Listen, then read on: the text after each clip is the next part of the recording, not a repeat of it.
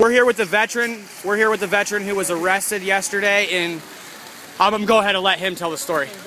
Okay, the original charges that are now being brought against me are, it stems with obstruction of a vehicle. I was told, or excuse me, the police officer that brought us in, the low-level minion that actually brought us into the magistrate, told this man that I impeded a vehicle to the point that it could not enter the premises and had to go around. That is not true. We all know that. It was videotaped. Every vehicle that pulled in made it in there yesterday. That's for sure. We all know that. Yeah, absolutely. At the expense of hitting civilians, bumping into them with vehicles, you name it, it happened. So that was their premise for coming out after me. This is what they said. Now, I was in front of the car. They told me to move. I chose not to move is what they said and went back to filming, which again, we can tell by the video is just not true. At that point, they had the right to grab me and detain me. When they grabbed me, I was told that I resisted arrest, and I was lucky that it was only disorderly conduct. Wow. Again, the video shows. My hands went behind my back, and I began to say the whole world is watching. As far as I know, that's not resisting any kind of arrest. Where I'm from, it's not. The third charge, as they're dragging me away, I'm fine. The third charge that they bring in against me now is drunk in public.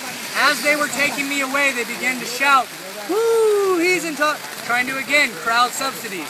They just say it a few times, a couple more people say it, and then next thing you know, I'm some drunk guy who was arrested when that is clearly not the case. Upon arrival at the police station, on the way to the police station, me and another gentleman were put in the back of a vehicle, so stuffy, so warm that it was clear, I mean, we're dripping sweat talking to each other. The police officer will not even break the barrier, will not give us any kind of air. We get to the police garage, he leaves us in the car for 20 minutes while he sits on his cell phone, obviously talking to the people back here. 20 minutes solid, we sit in the back of a car for no reason whatsoever, sweltering, in a garage, sweltering, no air, nothing. We're brought out of the car, brought inside, we're again patted down, which is fine, I guess that's just procedure.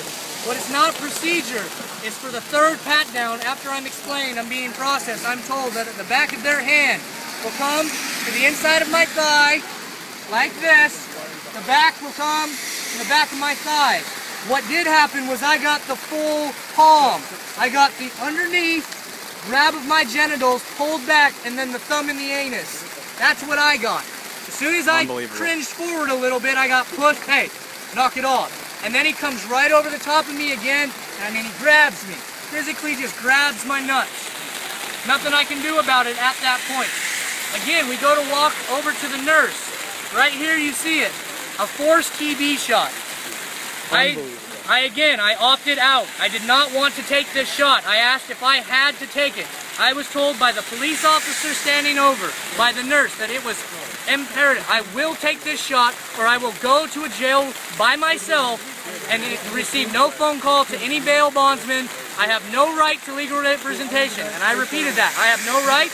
Unless you take this shot, you're going into a back room until your court date. We'll bring you out in the morning, then you're going back in there by yourself till July 11th. I was unbelievable. Told, after the inoculation, or whatever you want to call this poison, this DNA sample that they took from me, I'm brought over to the side once again.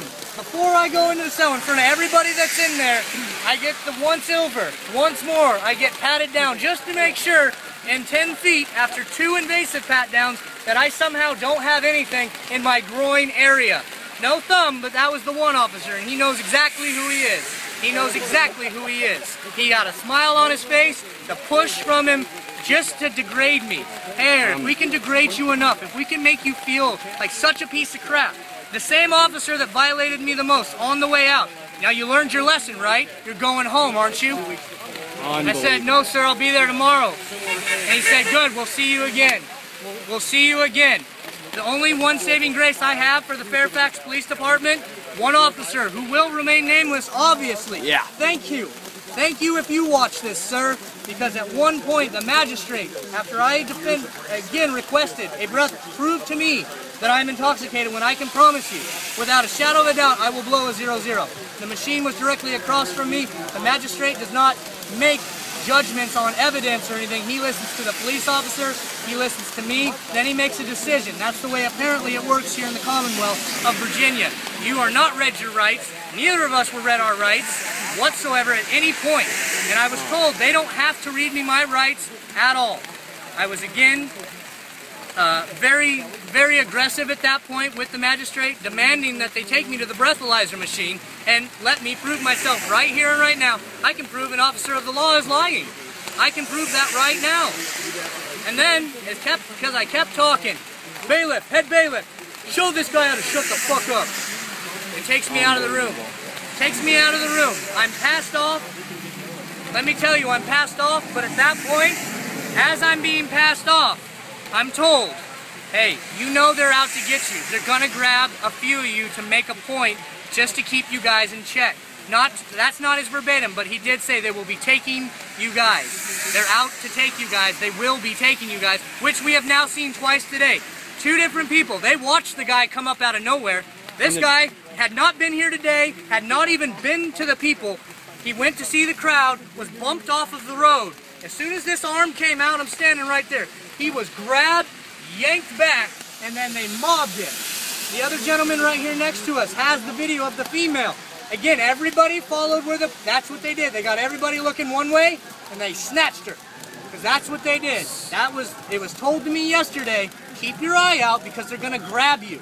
That was his exact words. They're gonna grab more of you. So essentially we have snatch and grab of Bilderberg protesters. I was informed. So obviously the entire police department got their scripted message about exactly what they're gonna do, but I tell you what, there's still patriots that wear that uniform. There's still patriots that are out here with us. Agreed. They just don't have a choice. They have a mortgage. They have a car payment. They've got children that they think they're trying to help. They don't understand that they're destroying their children. That's the key. If you can take out the children, it's the first time in history that they've tried to take out the children because we are the last generation that's pushing. All these meatheads, TV heads, shoppers, consumerists, all these people that don't want to wake up because I don't blame you. I wouldn't want to know what's going on. I didn't want to know what's going on until it touched me. And then it touched my family. And then it touched me yesterday. That's why I was here from Oregon, to find out for myself exactly if it's like this everywhere. Because where I'm from, it's like this. Yeah, they hurt you and ask questions later. They hurt you in Portland. Portland police. I just moved from Portland. I can 100% guarantee that that's no fact. criminal Portland record, police are nothing. ridiculous. And I have these people, again, you will be grabbed, slammed to the ground, you're physically assaulted first, then they try to figure out what happened. Then they question you. It's a police officer's word versus yours. Anywhere you go, it just depends on if you got corruption, if you have any kind of corruption like we do here.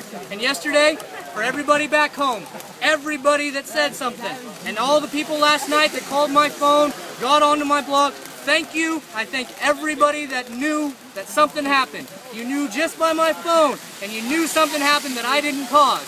That's loyalty for the people back home in Oregon, and I thank all of you. Absolutely. Thank you so much for the interview, and thank you so much for being here at Standing Up Against Bilderberg. Thank you. Yeah. Thank you, man. Appreciate Thank you. Soldiers unite. All right, Soldiers unite with us. Absolutely.